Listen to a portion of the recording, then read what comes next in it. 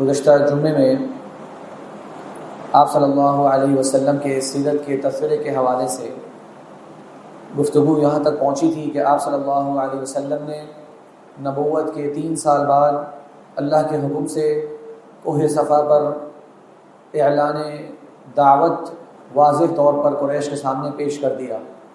اعلان اسلام کی دعوت ان سب کو بلا کر ان کے سامنے رکھی، اور پھر ابو لہب کے جو الفاظ تھے اور اس سے آپس سباق میں قرآن مجید میں سورۃ مسد یا سورۃ تبت یدا ابی لہب وتب یہ نازل ہوئی، یہاں تک بات پہنچی تھی۔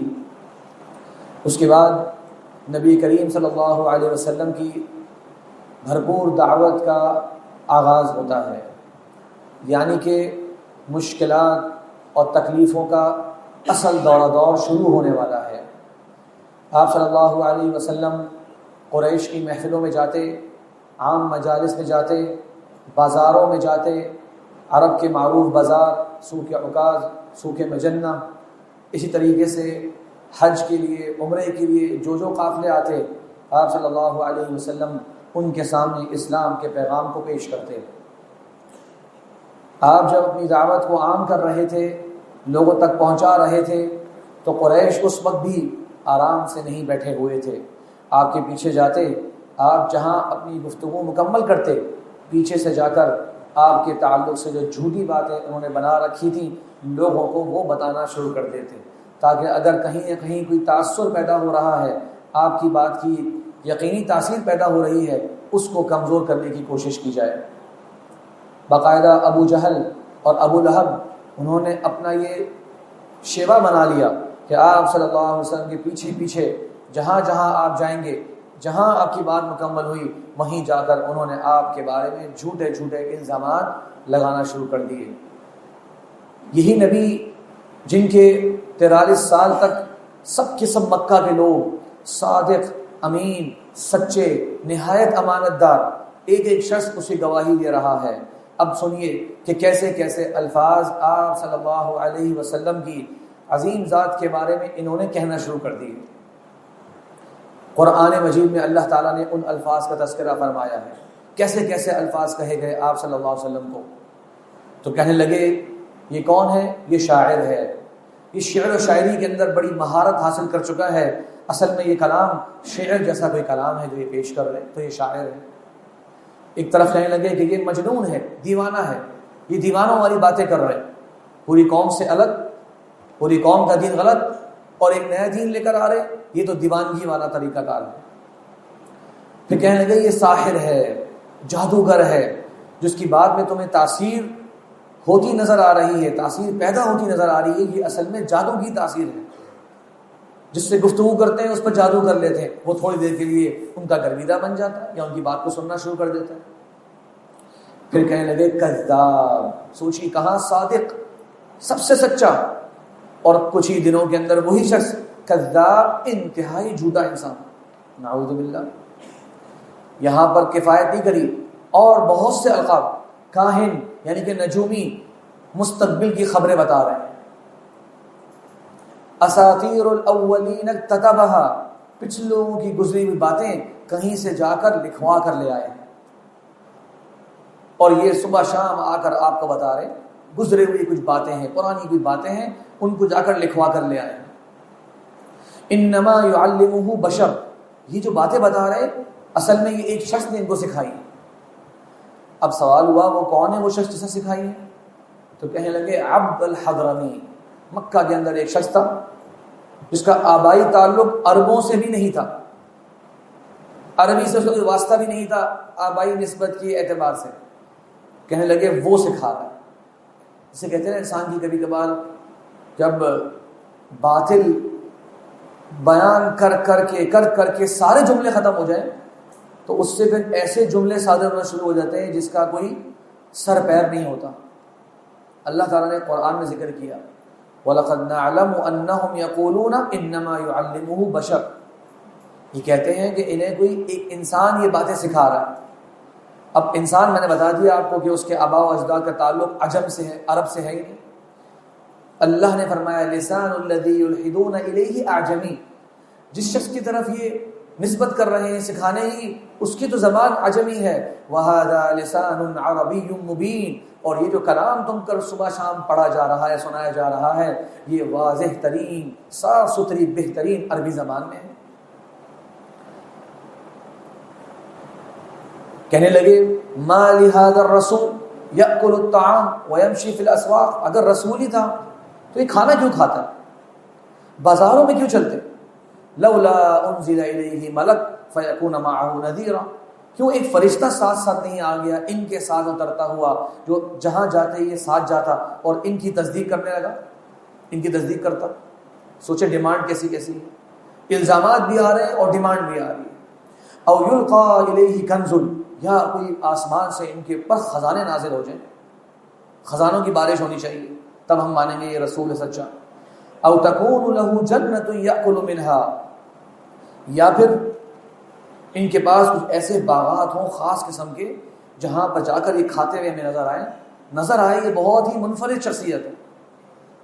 پھر آخرکار جو پیروکار تھے آپ صلی اللہ علیہ وسلم کے، ان کو کہنے لگے ان تتبعون الا رجلا مسحورا.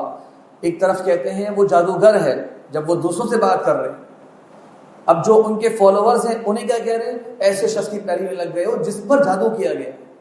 کبھی وہ جادوگر ہیں، کبھی ان پر جادو کرنے والا بنا دیا کہ ان پہ جادو ہو چکا ہے. دیکھ رہے اللہ نے فرمایا انظروا کیف ضربوا لك الامثال فضلوا، انظر کیف ضربوا لك الامثال فضلوا، دیکھیے کیسی کیسی مثالیں دے رہے ہیں، گمراہ کون ہو چکے. فلا يستطيعون سبيلا، انہیں سمجھ نہیں آ رہا کہ راہ کیا ہے، بچے کیسے، نکلے کیسے، کس طرح سے یہ جو ہمارے اوپر ایک آزمائش آ رہی ہے اس سے نکلیں. لیکن اس سب کا بہرحال آپ صلی اللہ علیہ وسلم پر معمولی تاثیر نہیں تھی. سوچئے آپ کی 40 سال سے اوپر زندگی انہی لوگوں میں گزرے، اور آپ انہی لوگوں کو جب سب سے سچی بات، کائنات کا سب سے بڑا سچ اللہ کا کلام سنا رہے، آگے سے اس طرح کے جواب آئے. اللہ نے فرمایا وَلَقَدْ نَعْلَمُ أَنَّكَ يَضِيقُ صَدْرُكَ بِمَا يَقُولُونَ، اے نبی صلی اللہ علیہ وسلم جانتے ہیں آپ کا دل بہت تنگ ہو جاتا ہے ان باتوں سے. فَلَعَلَّكَ بَاخِعٌ نَفْسَكَ أَلَّا يَكُونُوا مُؤْمِنِينَ، کہیں ایسا تو نہیں کہ آپ اپنے آپ کو ہلاک کر لیں گے کہ یہ لوگ ایمان لے کر کیوں نہیں آ رہے، تکلیف سے، پریشانی سے، فکر مندی سے. وَاصْبِرْ كَمَا صَبَرَ أُولُو الْعَزْمِ مِنَ الرُّسُلِ، اس طرح صبر کیجئے جس طرح آپ سے پہلے عزیمت والے رسولوں نے صبر کیا. یہ تسلیہ دے رہا ہے اللہ تبارک و تعالیٰ اپنے نبی صلی اللہ علیہ وسلم کو کہ اتنا بڑا کلام ہے، اتنی بڑی ذمہ داری ہے کہ اس میں تسلیاں چاہیے. اللہ تعالیٰ نے پچھلی قوموں کا ذکر فرمایا اسی لیے تاکہ اے نبی صلی اللہ علیہ وسلم پچھلے انبیاء کرام جو گزرے ہیں ان کے واقعات سے آپ اپنے لیے ہمت پکڑ لیں، حوصلہ پکڑ لیں. ایسے ہی ہوتا ہے، ایسے ہی ہوتا آیا ہے. تو یہ آپ صلی اللہ علیہ وسلم کی ذات کے حوالے سے اس قسم کی تکلیفیں اور اس قسم کی سختیوں سے آپ صلی اللہ علیہ وسلم گزرنا پڑا. اس کے بعد یہ بات ذہن میں رکھے کہ اکثر و بیشتر مکی دور میں آپ کے چچا ابو طالب کے انتقال سے قبل بہت کم واقعات ملتے ہیں اور جن کے سند میں بھی کچھ نہ کچھ اعتراض موجود ہے کہ جس میں یہ آتا ہو کہ قریش نے آپ صلی اللہ علیہ وسلم پر جسمانی طور پہ کوئی نہ کوئی حملہ کرنے کی کوشش کی. یہ عرب کا قبائل کا نظام تھا، قریش ایک بڑا قبیلہ تھا، چچا ابو طالب کی وجہ سے آپ کو ایک بہت مضبوط قسم کی سپورٹ ملی ہوئی تھی. تو زبان کے ذریعے، الفاظ کے ذریعے تکلیف پہنچانا تو بہت زیادہ تھا، لیکن جب تک چچا زندہ ہیں عام طور پر ہاتھ کے ذریعے یا کوئی جارحانہ انداز کے اندر تکلیف کے واقعات شاذ و نادر ملتے ہیں آپ صلی اللہ علیہ وسلم کی ذات کے تعلق سے. اس کے بعد جو آپ کے ساتھی تھے ان کی آزمائش کی تو ایک لمبی سیریز ہے، لمبا سلسلہ ہے. جو آپ پر ایمان لے کر آیا اگر وہ تگڑے قبیلے کا ہے، کہیں نہ کہیں اس کی قوم کے لوگ آ جاتے ہیں کہ ہمارے اس بندے کو کچھ نہ کہنا.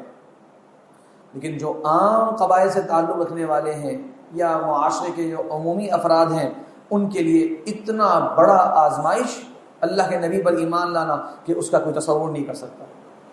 کون کون شروع میں اسلام لے کر آئے ہیں اور بڑی بڑی آزمائشوں سے گزرے ہیں. حضرت عمار بن یاسر، ان کے والد یاسر اور ان کی والدہ سمیہ،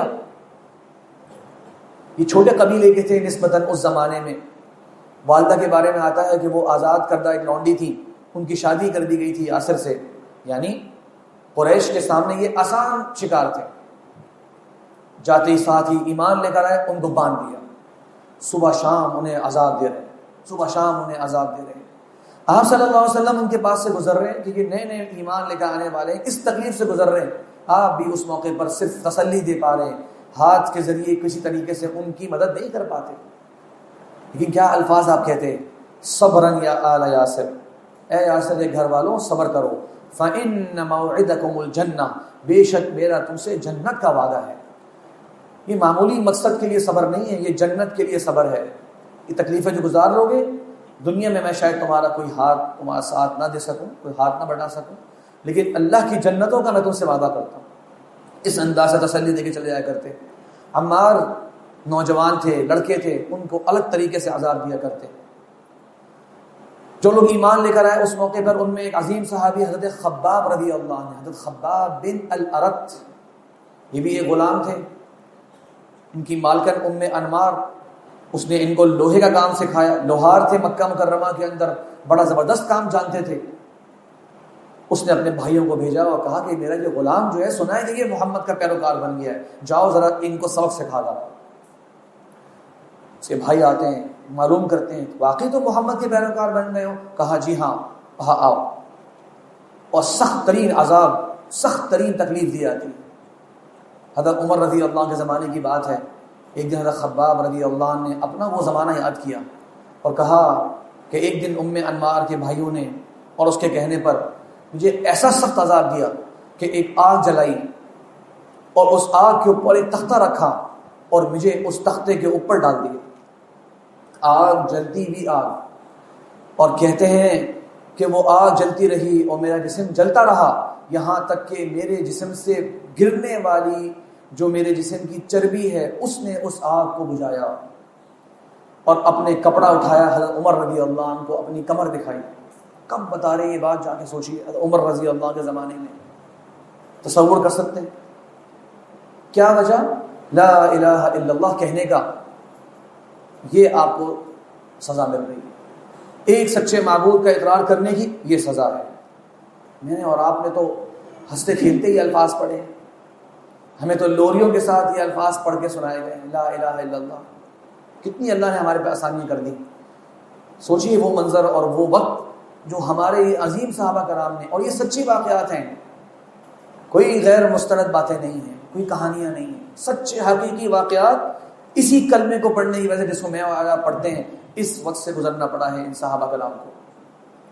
ایک جگہ خباب رضی اللہ عنہ وہ سختیاں دیکھ کر پریشان ہو گئے، اللہ کے نبی صلی اللہ علیہ وسلم کے پاس آتے ہیں، مکہ مکرمہ کے اندر آپ صلی اللہ علیہ وسلم موجود ہے، کعبہ سے ٹیک لگا کر بیٹھے ہوئے، کہتے ہیں یا رسول اللہ کیا آپ اللہ سے ہمارے لیے دعا نہیں کرتے؟ کب یہ آزمائشیں ختم ہوں گی، کب آسانیاں آئیں گی ہمارے لیے؟ دیکھ نہیں رہے کس قدر مشقتوں سے ہمیں گزرنا پڑ رہا ہے اسلام کی خاطر۔ آپ صلی اللہ علیہ وسلم ٹیک لگا کر بیٹھے تھے، آپ نے ٹیک چھوڑ دی اور آپ آگے ہوئے اور آپ نے کہا والذی نفسی بیدہ، اس رب کی قسم جس کے ہاتھ میں میری جان ہے، تم لوگ بہت جلدی کر رہے ہو، تم لوگ بہت جلدی کر رہے ہو۔ تم سے پہلے کچھ ایمان والے ایسے گزرے کہ جن کو بلایا جاتا اور ان کے سر کے درمیان میں آری چلا دی جاتی، ان کے جسم کے 2 ٹکڑے ہو جاتے اور وہ اللہ کے دین سے پلٹنے والے نہ ہوتے۔ ایسے ایمان والے لوگ گزرے انبیاء کرام کے فالوورز۔ ایک شخص کو بلایا جاتا، اس کے جسم کے اندر لوہے کا کنگا ڈال دیا جاتا، اس کا گوشت پورا کا پورا نوچ لیا جاتا، اس کے باوجود وہ اپنے عقیدے سے پیچھے نہیں ہوتے۔ اس رب کی قسم جس کے ہاتھ میں میری جان ہے، اللہ تعالیٰ اس دین کو ضرور بضرور پھیلا کر رہے گا، یہاں تک کہ صنعاء سے حضرموت تک، یمن کے 2 بڑے شہر، وہاں سے وہاں تک سواری پر انسان جائے گا، کسی شے کا اسے خوف نہیں ہوگا۔ اس انداز سے وہ توحید کا جھنڈا بلند کرتے ہوئے اتنے لمبے لمبے سفر کیا کرے گا، کسی چیز کی اس کو خوف نہیں ہوگا۔ تو کبھی اس طرح سے ہمت بنایا کرتے، اپنے ساتھیوں کی حوصلہ بڑھایا کرتے۔ حضرت بلال بن رباح الحبشی رضی اللہ عنہ کے واقعات ہر ایک کے ذہن میں، ہر ایک کے سامنے۔ ایک غلام امیہ بن خلف کے، غلاموں کا ویسے ہی کوئی مقام مرتبہ سوسائٹی میں نہیں ہوتا، انہوں نے تو اسلام قبول کر لیا۔ کیسے ہمارا غلام ہو کے اسلام قبول کر لیا؟ جب اسلام قبول کیا تو سخت دوپہر کے وقت میں تپتی ہوئی دھوپ کے اندر ان کو بے لباس کر کے جو ہے وہ رکھ دیا کرتے، ان کے اوپر پتھر ڈال دیا کرتے، اور وہ اللہ تبارک و تعالیٰ کی وحدانیت کا نعرہ بلند کرتے رہتے، اس موقع پر بھی کہتے رہتے احد احد۔ بعض صحابہ کرام کے بارے میں ملتا ہے کہ اس موقع پر آپ صلی اللہ علیہ وسلم نے رخصت بھی دے دی کہ اگر کبھی تکلیف برداشت سے باہر ہو رہی ہو تو اس موقع پر مجبوراً کلمہ کفر کہہ دینے سے اسلام ختم نہیں ہو جاتا۔ یہ قرآن میں آیت بھی ہے، من کفر باللہ من بعد ایمانہ الا من اکرہ وقلبہ مطمئن بالایمان، مگر یہ کہ وہ شخص مجبور کر دیا جائے جبکہ دل کے اندر ایمان پوری طرح موجود ہو، تو اللہ کے یہاں یہ عذر قبول ہے۔ بعض مرتبہ عذاب کم ہونے کی وجہ یہ بنتی کہ ایسا جملہ کہہ دو جو وہ چاہ رہے ہیں تاکہ آپ کو اس موقع پر چھوڑ دیں، پھر دوبارہ سے اسلام کی طرف آ جاتے، دوبارہ سے پھر عقیدے کا اپنا لیتے، پھر وہ آزمائش شروع ہو جاتی۔ حضرت یاسر رضی اللہ عنہ، ان کی زوجہ سمیہ رضی اللہ عنہ، یہ اسلام کے پہلے شہید ہیں۔ ابو جہل بدبخت نے ان کے پیٹ میں نیزہ مار کے ان دونوں کو شہید کر دیا۔ ذرا سوچیں، کلمہ پڑھنے پر شہادت اور قتل، یہ جان دے کر یہ دین ہم تک پہنچا ہے۔ لیکن اللہ تعالیٰ کا عظیم نظام ہے، کیسے اللہ نے ان شخصیات کا ذکر خیر باقی رکھا ہے۔ ذرا سوچیں، حضرت یاسر کے بارے میں آپ سے پوچھوں، کیا ہم جانتے ہیں؟ یہ جانتے ہیں کلمہ پڑھنے کے بعد سے عذاب در عذاب ان کو دیا جانے لگا، کوئی حدیث نہیں ملتی، کوئی ان کی تعلیمات نہیں ملتی، کوئی ان کی سیرت نہیں ملتی، لیکن نام سامنے آتے ہی ایک مسلمان کے دل میں ان کی عظمت اور وقار آسمان تک پہنچ جاتا ہے۔ کیسے عظیم لوگ تھے، یہ اللہ نے ان کا ذکر خیر باقی رکھا اس کلمے کے لیے قربانیاں دینے کی وجہ سے۔ بے شمار اس طرح کے واقعات ہیں۔ حضرت مقداد رضی اللہ عنہ کی سیرت میں آپ پڑھیے، حضرت عثمان غنی رضی اللہ عنہ کے بعض رشتہ دار اقارب ان کو سخت طرح سے جو ہے وہ عذاب پہنچایا کرتے۔ حضرت عمر رضی اللہ عنہ سے متعلق جو بعض ان کے رشتہ دار تھے جو وہ اسلام لے آئے، ان کو بھی عذاب دیا گیا۔ 4 سے 5 خواتین، جی ہاں، حضرت سمیہ کے علاوہ 4 سے 5 خواتین، ان کے بھی عذاب کے واقعات سیرت کی کتابوں میں موجود ہیں۔ تو خلاصہ یہ کہ سخت ترین اسلام کا دور تھا۔ اب اس دوران بھی آپ صلی اللہ علیہ وسلم جو دین کی تعلیم ہے اس کا پھر بھی بندوبست تھا۔ میں نے پچھلے کچھ خطبے میں اشارہ کیا دار ارقم کا، تو یہ صحابی تھے، نوجوان تھے، کم عمر تھے، ارقم بن ابی الارقم۔ ان کا گھر جو ہے یہ صفا پہاڑی کے قریب تھا۔ اچھا، ان کا تعلق تھا بنو مخزوم قبیلے سے، جو کہ ابو جہل کا بھی قبیلہ ہے۔ قریش کا قبیلے سارے کے سارے بنتے ہیں، لیکن بنو ہاشم اور بنو مخزوم دونوں کی بہت زیادہ بنتی نہیں تھی آپس میں۔ تو یہ جو صفا کا علاقہ تھا، یہاں پر آپ صلی اللہ علیہ وسلم ارقم رضی اللہ عنہ کے گھر میں جمع ہوتے، وہاں پر ان صحابہ کرام کے ساتھ گیدرنگ کرتے، ان کو سکھاتے، کیونکہ اب مسلمانوں کا ہر جگہ بیٹھنا ممکن نہیں تھا۔ رات کے وقت وہاں جمع ہوتے، چھپ چھپ کر جو اسلام کی نئی نئی تعلیمات آتی آپس میں ایک دوسرے کو سکھاتے۔ ذرا سوچئے، دین حاصل کرنے کے لیے اس قدر مشقتیں، جان کا خطرہ، اپنی جان کو ہتھیلی پر رکھ کر کیا سیکھنے جا رہے ہیں؟ قرآن سیکھنے جا رہے ہیں۔ اللہ کی طرف سے کوئی وحی آ گئی ہوگی، اللہ کی طرف سے کوئی پیغام آ گیا ہوگا، ہمارے لیے اسی میں نجات ہے، ہم نے وہی سیکھنا ہے۔ تو وہ سیکھنے کی جمع ہوتے دار ارقم کے اندر، آپ صلی اللہ علیہ وسلم وہاں پہ سکھاتے ہیں، اسلام کا پہلا مدرسہ۔ تو بہرحال جیسے میں نے کہا کہ اس میں تو بڑی لمبے لمبے واقعات ہیں، بہت تفصیلات ہیں۔ یوں سمجھ لیں کہ یہ 3 سال میں اعلان نبوت کے بعد سے لے کر 5ویں سال تک سخت ترین آزمائشوں کا دور تھا۔ اور قرآن کے بارے میں جو جو الفاظ وہ کہتے تھے وہ میں نے آپ کو بتا دیا۔ اس کے بعد 5واں سال آ جاتا ہے، نبوت کا 5واں سال ہے، جب ہم اختصار سے بات کر رہے ہیں۔ اتنی شدتیں بڑھ گئیں کہ آپ صلی اللہ علیہ وسلم نے اپنے صحابہ کرام کے لیے ایک اور آپشن تلاش کرنا شروع کر دیا کہ ذرا جان تو بچ جائے، ایمان تو باقی رہے۔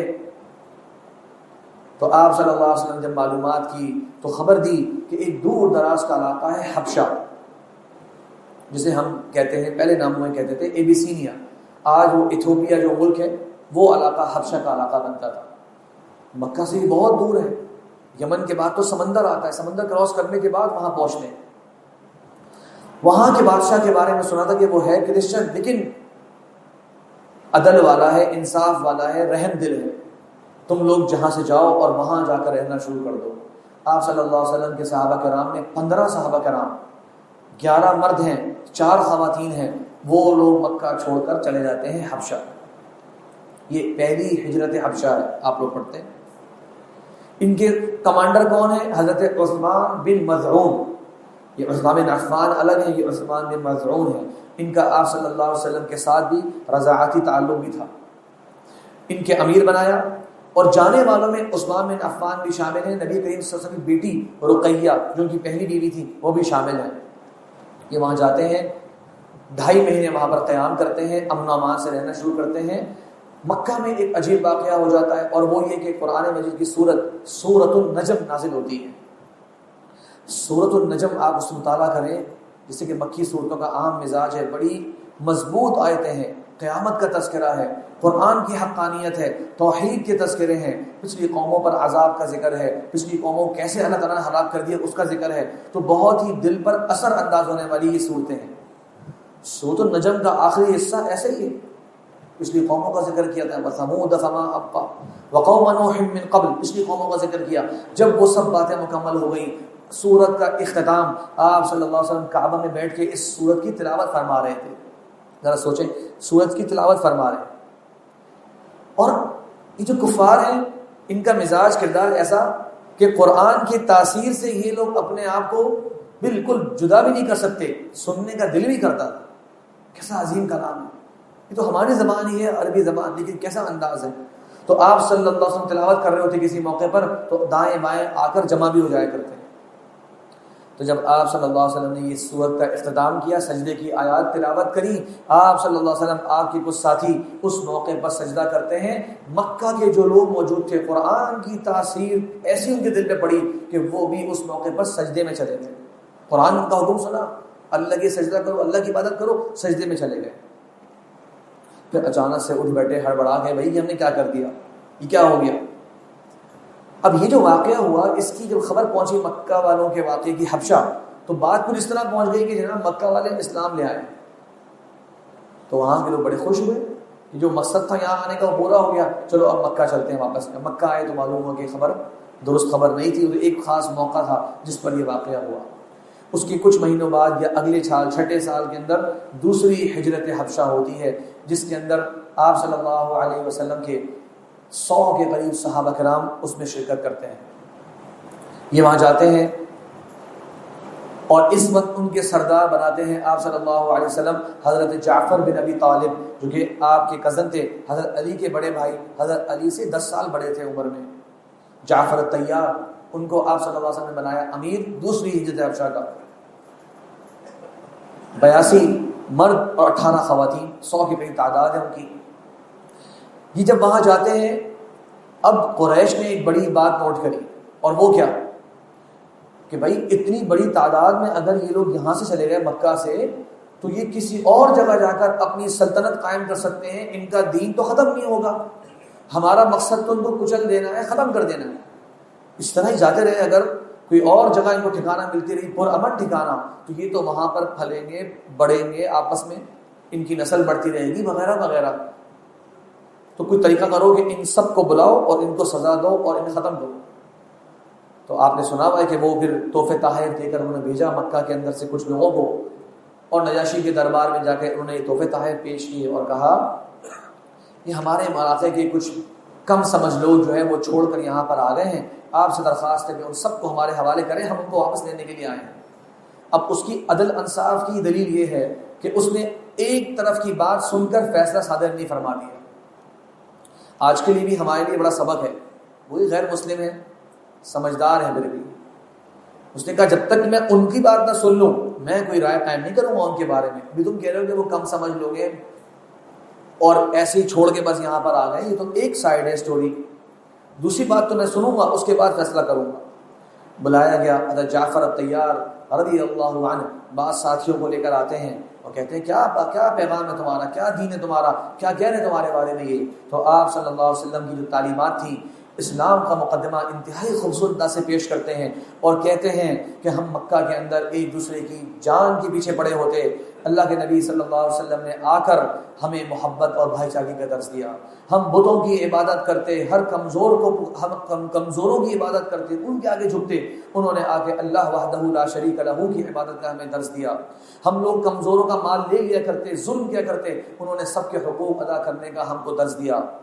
یہ ساری خوبصورت ترین باتیں اسلام کی جو تعلیمات اس وقت تک آئی تھی سب پیش کر رہے ہیں نجاشی کے دربار پہ۔ اب مکہ والے دیکھ رہے ہیں کہ نجاشی متاثر ہو رہا ہے، نجاشی تو بظاہر متاثر ہو رہا ہے، بڑی اچھی باتیں لگ رہی ہیں۔ تو ان کے ذہن میں ایک چال چلی، اور وہ کیا کہنے لگے جناب زیادہ متاثر نہ ہوں، ان سے پوچھیں ذرا کہ یہ حضرت عیسیٰ کے بارے میں کیا نظریہ رکھتے ہیں۔ نجاشی کرسچن، عیسائیت کا جو نظریہ ہے حضرت عیسیٰ کے بارے میں وہ آپ جانتے ہیں، تو وہ سمجھ گئے کہ اس سے کم از کم یہ لوگ دباؤ میں آ جائیں گے اور ان کی کوئی نہ کوئی سزا جو ہے وہ تعین ہو جائے گی جب یہ اپنا نظریہ بیان کریں گے۔ ان توحید کی دعوت بڑی مضبوط ہے، اس میں بڑی تاثیر رکھی ہے، صحیح انداز سے پیش کی جائے۔ سورہ مریم نازل ہو چکی تھی، حضرت جعفر رضی اللہ آگے بڑھ کے پورے اعتماد کے ساتھ قرآن کا یہ مضمون پیش کرتے ہیں کہ یہ اللہ تبارک و تعالیٰ کے بندے تھے، ان کی ماں پاکیزہ خاتون تھی، نیک خاتون تھی، اللہ نے بے باپ کے ان کو پیدا کیا، یہ اللہ کے معجزات میں سے ایک معجزہ تھا، اس نبی کا معجزہ تھا، اور وہ اللہ کے بندے تھے، اللہ کے رسول تھے، اللہ نے انہیں اپنے پاس بلا لیا۔ جب پورا مضمون پیش کے شروع کی، آیت تلاوت کری، اب نجاشی فطرتاً کرسچینٹی کا جو عقیدہ تھا، جو مین اسٹریم چل رہا تھا، اس سے متفق نہیں تھا۔ وہ فطرتاً حضرت عیسیٰ علیہ السلام کو اللہ کا بندہ سمجھتا تھا، خدا نہیں سمجھتا تھا۔ تو جب اس نے وہ بات سنی کہ جو میرے دل کے اندر بات تھی وہ تو قرآن اس کی تصدیق کر رہا ہے، اور ہم لوگوں نے جو اپنے عقائد بنا لیے ہیں وہ تو حضرت عیسیٰ کے بارے میں غلط عقائد ہیں، تو اس نے کہا کہ جو تعلیمات تم نے دی ہیں اور جو حضرت عیسیٰ علیہ السلام کی حقیقت ہے یہ بالکل ایک لکیر کی طرح سیدھی بات ہے، بالکل تمہاری بات حقیقت کے بالکل مطابق ہے، بالکل تم نے کوئی ٹیڑھی بات نہیں کی، کوئی غلط بات نہیں کی، اور اعلان کر دیا جاؤ تم یہاں پر آزاد ہو، جب تک چاہو رہو۔ ان کو وہ تحفے دیے اور جا کر پکڑا دیا اور کہا کہ جاؤ واپس جاؤ۔ تو اب آپ صلی اللہ علیہ وسلم کو اور مسلمانوں کو ایک پرامن ٹھکانہ مل گیا۔ اب حیرانی کی بات ہے، سمجھیے یہ لوگ جو گئے تھے 6 سال میں، یہ حبشہ کے اندر مستقل رہتے رہے 13 سال تک۔ کیا مطلب؟ مکہ کے اندر کیا کچھ ہو گیا، طائف کا واقعہ ہو گیا، معراج کا واقعہ ہو گیا، ہجرت ہو گئی، مسلمان مدینہ چلے گئے، ریاست مدینہ جو ہے وہ قائم ہو گئی، اس کے بعد جنگ بدر ہو گئی، احد ہو گئی، یہ مسلمان وہیں ہیں۔ 6 سال میں یہ گئے ہیں، 13ویں سال تک بن گئے 7 سال، 7 سال مکہ کا پیریڈ، پھر مدینہ منورہ میں جانے کے بعد بھی 7ویں سال کے آغاز میں جنگ خیبر ہوتی ہے، تو بن گئے تقریباً اور 7 سال یا 6 سال کہہ لیں آپ۔ تو یہ 13-14 سال بعد یہ حبشہ میں رہنے والے مسلمان یہ اس موقع پر بعد میں مدینہ منورہ تشریف لائے حضرت جعفر بن ابی طالب کی قیادت میں۔ 14 سال بعد دیکھا تھا آپ صلی اللہ علیہ وسلم نے ان مسلمانوں کو جو اس وقت ایک عظیمت کی راہ اختیار کرتے ہوئے مکہ کی آسانیاں، اپنی زبان، اپنا کلچر سب کچھ چھوڑ کے، دیکھیے وہ بھی چھوڑ کے گئے کسی اور جگہ، کس لیے؟ دین بچانے کے لیے، دین کی حفاظت کے لیے، کوئی پرتعیش زندگی گزارنے کے لیے نہیں، آسانیوں کے لیے نہیں، تاکہ اللہ کی بندگی جتنا دین بتا دیے گا اس کتابیں کرتے رہیں۔ اللہ کے رسول نے بلایا نہیں تھا تو وہیں پر رکے رہے۔ جب یہ آئے خیبر کے موقع پر آپ صلی اللہ علیہ وسلم کو اتنی خوشی ہوئی، آپ نے کہا کہ مجھے خبر نہیں کہ یا خیبر کے قلعے فتح کرنے کی خوشی زیادہ ہے یا جعفر اور اس کے ساتھیوں کے حبشہ سے آنے کی خوشی مجھے زیادہ ہے۔ اتنی محبت اور اتنا تعلق تھا آپ صلی اللہ علیہ وسلم کو ان مسلمانوں سے جنہوں نے شروع میں راہ عزیمت اختیار کری اور استقامت اختیار کری۔ اس کے بعد جب یہ کچھ چلے گئے تھے اور جو باقی رہ گئے تھے مکہ مکرمہ میں، ان کے ساتھ کیا ہوا اور قریش کی آگے کیا پالیسی تھی، کس طرح سے انہوں نے اسلام کے پیغام کو روکنے کی کوشش کی اور کیا کیا ان کے طریقہ کار تھے، اللہ نے موقع دیا تو انشاءاللہ جب آئندہ خطبے کا موقع آیا تو اس میں انشاءاللہ یہ موضوعات ذکر کریں گے۔ اللہ سے دعا ہے کہ اللہ تبارک و تعالی ہمیں اور آپ کو ان واقعات سے سبق سیکھنے اور ان سب کا جو ایک بہت بڑا خلاصہ ہے کہ دین اسلام جیسی خاطر اتنی قربانیاں دی گئیں، ہم اس دین اسلام سے تعلق اپنا مضبوط رکھیں، اس کی تعلیمات کو خوشی خوشی قبول کریں۔ اتنی آسانیوں کے ساتھ ہم کو یہ دین مل گیا، اتنا مشکل ترین وقت تھا اس دین کو محفوظ کرنا، اس دین کو سینے میں بٹھانا اور آگے منتقل کرنا، تو یہ اللہ کی اس نعمت کی ہمیشہ ہم قدر کریں اور اپنے عمل سے اس کی تصدیق کریں کہ واقعی ہم اس دین پر فخر کرنے والے ہیں، اس دین سے تعلق قائم رکھنے والے ہیں اور ہمارا اوڑھنا بچھونا یہ دین اور اس کی تعلیمات ہو جائے۔ وآخر دعوانا ان الحمد للہ رب العالمین۔